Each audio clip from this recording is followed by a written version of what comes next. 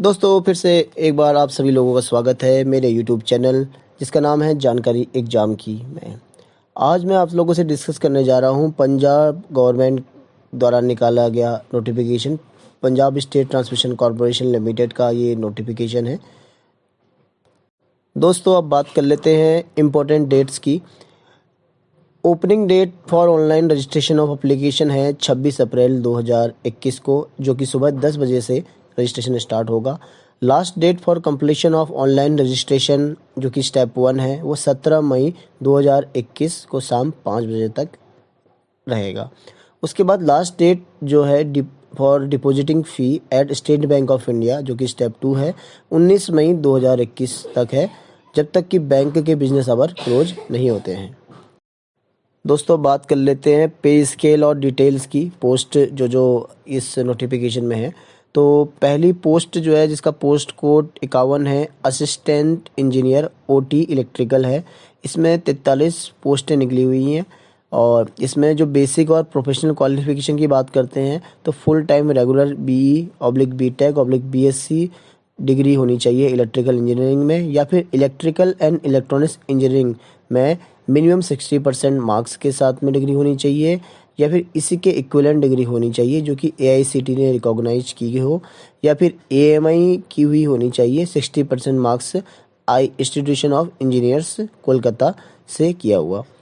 पे स्केल दोस्तों, इसमें पे स्केल जो उसका है to be paid on the post shall not be higher than the pay scale admissible to other cadre in government of India as notified as per the recommendation of 7 central pay commission. जो 7 central pay commission है CPC, उसी के according इसमें पे scale रहेगा government post जो इसके equivalent है। अगली जो पोस्ट है दोस्तों वो है उसका पोस्ट कोड है 52, असिस्टेंट इंजीनियर OT सिविल की। इसका 6 पोस्टें हैं इसमें निकली हुई, और इसमें जो बेसिक एंड प्रोफेशनल क्वालिफिकेशन है वो full time regular BE/BTech/BSc engineering in civil engineering with a minimum of 60% marks और equivalent degree recognised by AICTE और AMIE in civil engineering with 60% marks from institution of engineers Calcutta. यानी कि 60% marks minimum तो आपको लाने ही हैं, और जो भी नॉर्म्स हैं डिग्री उसके अकॉर्डिंग पर्टिकुलर एक रिकॉग्नाइज यूनिवर्सिटी से होनी चाहिए, जो कि मैंने आपको बता दिया। पे स्केल इसका सिमिलर ही है जो प्रिस्क्राइब्ड है 7 CPC में। अगली जो पोस्ट है दोस्तों उसका पोस्ट कोड है 55, अकाउंट ऑफिसर, और नंबर ऑफ पोस्ट इसमें 7 हैं। इसके लिए CA CWA CMA होना चाहिए, और इसकी जो पे स्केल की जो रिक्वायरमेंट है वो 7 CPC को फुलफिल करनी चाहिए। उसके बाद अगली पोस्ट जिसका पोस्ट कोड 65 है, असिस्टेंट मैनेजर HR के लिए है। 2 पोस्टें हैं। इसमें जो बेसिक एसेंशियल क्वालिफिकेशन है वो है कि 2 ईयर का full time regular MBA degree होनी चाहिए, या फिर PG डिप्लोमा होना चाहिए जो कि AICTE से अप्रूव हो, और 60% मार्क्स मिनिमम होने चाहिए, या फिर रेगुलर PSPCL या PSTCL एम्प्लॉय होने चाहिए जिनमें 2 या 3 ईयर जो MBA की डिग्री हो, या फिर PG डिप्लोमा हो विथ 60% मार्क्स मिनिमम आपको चाहिए ही चाहिए। और अगली जो पोस्ट है उसका पोस्ट कोड है 21, और असिस्टेंट मैनेजर IT है। 1 पोस्ट है। इसमें जो एजुकेशन क्वालिफिकेशन बोली है full time regular BE/BTech/BSc engineering computer science या IT में होनी चाहिए विथ मिनिमम 60% मार्क होने चाहिए, या फिर इसके इक्विवेलेंट जो भी हो, और या फिर आप फुल टाइम रेगुलर MCA किया होना चाहिए आपने, और जो रिकॉग्नाइज्ड यूनिवर्सिटी स्टेट गवर्नमेंट या अप्रूव्ड हो सेंट्रल गवर्नमेंट से, तो मिनिमम 60% मार्क्स हैं, या फिर full time regular master degree होनी चाहिए IT में, और किसी रिकॉग्नाइज्ड यूनिवर्सिटी या इंस्टीट्यूशन से वो होनी चाहिए विथ 60% मार्क्स, जो कि सब में एसेंशियल है, और पे स्केल आपका सेम है। अगली जो पोस्ट है उसका पोस्ट कोड है 56, पोस्ट का नाम है डिविजनल अकाउंटेंट। 10 सीटें हैं इसमें फुल टाइम रेगुलर BCom होना चाहिए किसी इंस्टीट्यूशन से, यूनिवर्सिटी से जो कि रिकॉग्नाइज हो स्टेट या सेंट्रल गवर्नमेंट से 60% मार्क के साथ में, या फिर फुल टाइम जो रेगुलर MCom होना चाहिए इंस्टीट्यूशन से, यूनिवर्सिटी से रिकॉग्नाइज हो स्टेट या सेंट्रल गवर्नमेंट से, और मिनिमम इसमें 50% मार्क 50% मार्क्स की रिक्वायरमेंट है, या फिर CA होना चाहिए इंटर और CWA इंटर OR CMA जो उन्होंने बताई है रिक्वायरमेंट। अगली जो पोस्ट है उसका पोस्ट कोड है 53, junior engineer substation. Junior engineer sub station के लिए टोटल पोस्टें हैं 200, काफ़ी पोस्टें हैं, और फुल टाइम रेगुलर 3 या 4 साल का डिप्लोमा होना चाहिए इलेक्ट्रिकल एंड इलेक्ट्रॉनिक्स इंजीनियरिंग में, जो कि रिकॉग्नाइज हो स्टेट या सेंट्रल गवर्नमेंट से, विथ मिनिमम 60% मार्क होने चाहिए आपके। या फिर बीटेक बीएससी इंजीनियरिंग हो इन इलेक्ट्रिकल में या इलेक्ट्रिकल एंड इलेक्ट्रॉनिक्स इंजीनियरिंग में, मिनिमम 50% मार्क्स होने चाहिए या इक्विवेलेंट होना चाहिए और अप्रूव्ड हो एआईसीटीई से। या फिर एएमआई होनी चाहिए इलेक्ट्रिकल इलेक्ट्रॉनिक्स इंजीनियरिंग में, मिनिमम 50% मार्क्स के साथ में। तो ये जूनियर इंजीनियर की पोस्टें हैं और पे स्केल का 7 सीपीसी के हिसाब से रहेगा। अब अगली जो पोस्ट कोड है 54 और ये है जूनियर इंजीनियर सिविल। इसमें टोटल पोस्ट हैं 15। इसमें फुल टाइम रेगुलर 3 या 4 साल का डिप्लोमा होना चाहिए सिविल इंजीनियरिंग से, अप्रूव्ड बाय स्टेट या सेंट्रल गवर्नमेंट, मिनिमम 60% मार्क का होना जरूरी है। या फिर बीटेक बीएससी इंजीनियरिंग हो सिविल इंजीनियरिंग में विथ मिनिमम 50% मार्क या फिर इक्विवेलेंट डिग्री जो है रिकॉग्नाइज्ड बाय एआईसीटी। या फिर आपका एएमआई होना चाहिए सिविल इंजीनियरिंग से विथ एटलीस्ट 50% मार्क्स आपने स्कोर किए होने चाहिए। अब अगली जो पोस्ट कोड है post code 13 junior engineer communication. इसमें नंबर ऑफ सीट्स हैं 11। इसमें फुल टाइम रेगुलर 3 या 4 साल का डिप्लोमा होना चाहिए electronics telecommunication engineering, recognise होना चाहिए स्टेट या सेंट्रल गवर्नमेंट से, विथ 60% मार्क्स मिनिमम आपको चाहिए। या फिर बीटेक बीएससी इंजीनियरिंग में इलेक्ट्रॉनिक्स में होनी चाहिए, टेली कम्युनिकेशन इंजीनियरिंग में विथ मिनिमम 50% मार्क्स और या इक्विवेलेंट डिग्री जो एआईसीटी ने अप्रूव की हो। और या फिर एएमआई की होनी चाहिए इलेक्ट्रॉनिक्स टेली कम्युनिकेशन इंजीनियरिंग में, जिसमें मिनिमम 50% मार्क्स लाने जरूरी हैं। और अगला है आपका टेलीफोन मैकेनिक। इसकी पोस्ट कोड है 17 और टोटल नंबर इसमें पोस्ट 15 है। इसमें फुल टाइम रेगुलर कोर्स आपने किया होना चाहिए, 3 या 4 साल का डिप्लोमा होना चाहिए इलेक्ट्रॉनिक्स एंड कम्युनिकेशन इंजीनियरिंग में किसी रिकॉग्नाइज यूनिवर्सिटी से या स्टेट या सेंट्रल गवर्नमेंट से हो एफिलेटेड हो, या 50% मार्क्स इसमें होने चाहिए। अगला है आपका पोस्ट कोड 66 में लोअर डिविजनल क्लर्क एलडीसी से बोलते हैं, ये टाइपिस्ट 140 पोस्टें हैं। फुल टाइम रेगुलर कोर्स होना चाहिए बैचलर डिग्री का स्टेट या सेंट्रल गवर्नमेंट से और अप्रूव यूनिवर्सिटी होनी चाहिए, मिनिमम 50% मार्क्स चाहिए इसमें।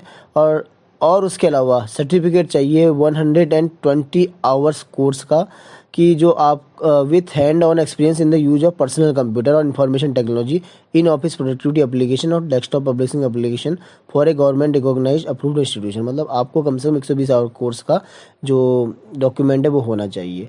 या फिर आपको एक कंप्यूटर इंफॉर्मेशन टेक्नोलॉजी का कोर्स का आपने परचेस किया होना चाहिए, ओ लेवल का सर्टिफिकेट होना चाहिए department of electronics accreditation of computer science DOE-ACC का, गवर्नमेंट ऑफ इंडिया का। या तीसरा इसमें एक जरूर एसेंशियल रिक्वायरमेंट है कि पंजाबी पास की होनी चाहिए आपने मैट्रिक स्टैंडर्ड की। अब एक लास्ट पोस्ट जो है उसका पोस्ट कोड 17 है लोअर डिविजनल क्लर्क अकाउंट्स का। इसमें 40 पोस्टें हैं। अच्छा, फुल टाइम कोर्स का बैचलर का कॉमर्स का कोर्स किया होना चाहिए सेंट्रल गवर्नमेंट यूनिवर्सिटी से और कम से कम 50% मार्क्स होने चाहिए। और उसके अलावा वही 120 आवर्स का जो कोर्स है हैंड एक्सपीरियंस और पर्सनल कंप्यूटर और information technology in office productivity और desktop publishing application from a government recognise institution से किया होना चाहिए। या फिर कंप्यूटर इंफॉर्मेशन टेक्नोलॉजी कोर्स किया होना चाहिए ओ लेवल का, और जो सर्टिफिकेट है department of electronics accreditation of computer course of government of India के द्वारा। और पंजाबी पास होना बहुत ज़रूरी है इसमें मैट्रिक स्टैंडर्ड की। अब बात कर लेते हैं knowledge of Punjabi. Knowledge of Punjabi essential है सभी पोस्टों के लिए। इसके लिए कैंडिडेट को पंजाबी एटलीस्ट मैट्रिकुलेशन या उसके इक्विवेलेंट की before date of receipt of application का पास होना चाहिए। और सिख माइग्रेंट के लिए जो 1984 का राइट हुआ था उससे जो इफेक्टेड है उनके लिए ये रिलैक्सेबल है, लेकिन उन्होंने भी 2 साल के अंतर्गत विद इन 2 ईयर्स इसको कंप्लीट कर लेना चाहिए पंजाबी वाला कोर्स। अब बात कर लेते हैं एज लिमिट की। एज लिमिट जो है 1 जनवरी 2021 को AEOT electrical, AEOT civil, account officer, assistant manager HR और असिस्टेंट मैनेजर IT के लिए 20 से 37 साल की उम्र होनी चाहिए आपकी। और eligibility of age limit as on 1/1/21 for divisional accountant, junior engineer substation, junior engineer civil, junior engineer communication, telephone mechanic, LDC typist and LDC accounts के लिए 18 से 37 साल की एज होनी चाहिए। उसके अलावा बात करते हैं एज रिलैक्सेशन की। तो एज रिलैक्सेशन पंजाबी डोमिसाइल का अगर कोई व्यक्ति है उसी को ही दिया जाएगा। और इसमें जो SC ST या बैकवर्ड क्लास है उन्हें 5 साल या उससे ऊपर का दिया जाएगा नॉर्मल रिक्रूटमेंट एज से। एक्स सर्विसमैन जो हैं उनको भी जो रूल है उसके अकॉर्डिंगली दिया जाएगा इसमें जो छूट है। और फिजिकली हैंडीकैप जो है उन्हें 10 साल और या उससे ऊपर का जो है वो दिया जाएगा रिलैक्सेशन नॉर्मल रिक्रूटमेंट एज से। और 40 ईयर्स अपर एज की लिमिट रहेगी विडो के केस में। वुमेन जो है लीगली सेपरेट हैं अपने हस्बैंड से और डाइवोर्स्ड हैं। वुमेन उनका जो क्रिमिनल कोर्ट में जिनके हस्बैंड का क्या बोलता है केस मेंटेनेंस देने के लिए वुमेन को है। उसके अलावा वुमेन हुआ है because of dissertation living separately रह रही हैं अपने हस्बैंड से, उनके लिए 2 साल से ज़्यादा। वुमेन जो दोबारा जिन्होंने शादी की है और wives of serving military personnel and wives of those who are disabled, जो कि डिसेबल्ड हो गई मिलिट्री सर्विस में, उनको दिया जाएगा। और सर्विसिंग जो एम्प्लॉई हैं PSTCL के, उनको दिया जाएगा रिलैक्सेशन। चलिए दोस्तों, अब बात कर लेते हैं सिलेक्शन प्रोसेस की। तो कैंडिडेट का जो रिक्विजिट एजुकेशन क्वालिफिकेशन है वो उसके बारे में तो बता ही चुका हूँ। अब एक बता रहे हैं कि इसमें एक ऑनलाइन टेस्ट होगा और question paper for each of the 12 जितने भी नंबर कैटेगरी हैं उनके लिए 100 क्वेश्चन ऑब्जेक्टिव टाइप के होंगे। हर एक क्वेश्चन 1 मार्क्स का होगा। नेगेटिव मार्किंग का प्रोविज़न है, 1/4 की नेगेटिव मार्किंग होगी। उसके अलावा जो क्वेश्चन पेपर का ड्यूरेशन है वो 2 आवर का होगा।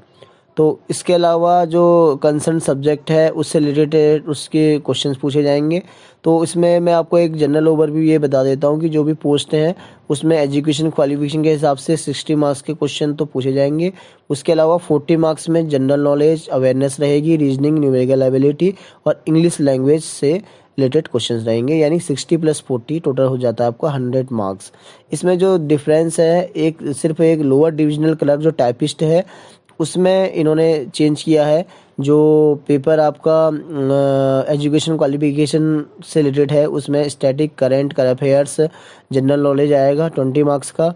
और उसके अलावा बेसिक कंप्यूटर नॉलेज आएगी 10 मार्क्स की, लॉजिकल रीजनिंग आएगी 25 मार्क्स की, न्यूमेरिकल एप्टीट्यूड 25 मार्क्स का और जनरल इंग्लिश आएगी 20 मार्क्स की।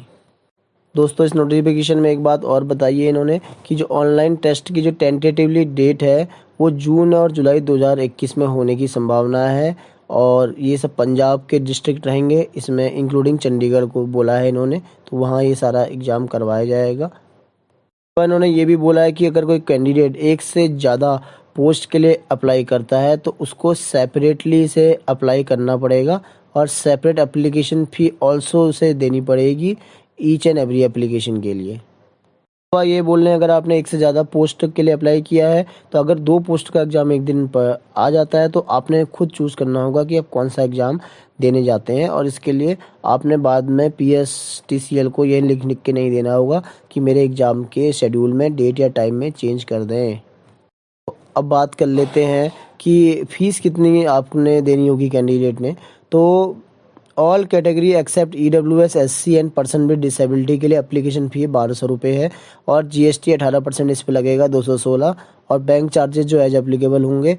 तो जो टोटल अमाउंट बैठता है वो बैठता है 1416 प्लस बैंक चार्जेस जो कि कैंडिडेट्स को देने होंगे। दोस्तों, बात कर लेते हैं जो SC कैटेगरी के कैंडिडेट हैं उनको 480 रुपये फ़ीस देनी होगी और इसमें एप्लीकेबल GST 18% के बाद 86 और बैंक चार्जेस एज एप्लीकेबल हैं तो टोटल देना पड़ेगा 566 प्लस बैंक चार्जेस। उसके अलावा पर्सनल विद डिसेबिलिटी को देने होंगे 600 रुपये एप्लीकेशन फ़ीस में और एप्लीकेबल GST 18% में 108 रुपये, बैंक चार्जेस एज एप्लीकेबल तो टोटल हो जाएगा 708 प्लस बैंक चार्जेस।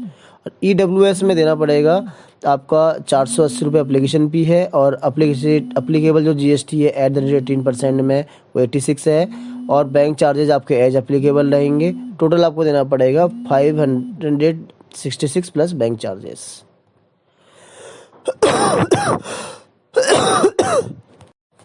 दोस्तों, इसमें एक चीज़ और है कि इसमें नॉर्मलाइजेशन भी फॉलो किया जाएगा और नॉर्मलाइजेशन के लिए मेथड है कि आपका जो हर एक शिफ्ट में कैंडिडेट्स हैं उनके मार्क्स को लिया जाएगा और उनका एवरेज किया जाएगा। उसके बाद एक फार्मूला है इसमें, तो उससे ये निकाला जाएगा, उसे आप देख लीजिएगा। और आपका इस वीडियो को बहुत पेशेंटली देखने के लिए बहुत बहुत धन्यवाद। और मैं ये कहूँगा कि आप इस वीडियो को लाइक, शेयर और सब्सक्राइब ज़रूर करें और मेरे चैनल पे इतना लगातार आने वाली वीडियो को देखते रहें। धन्यवाद।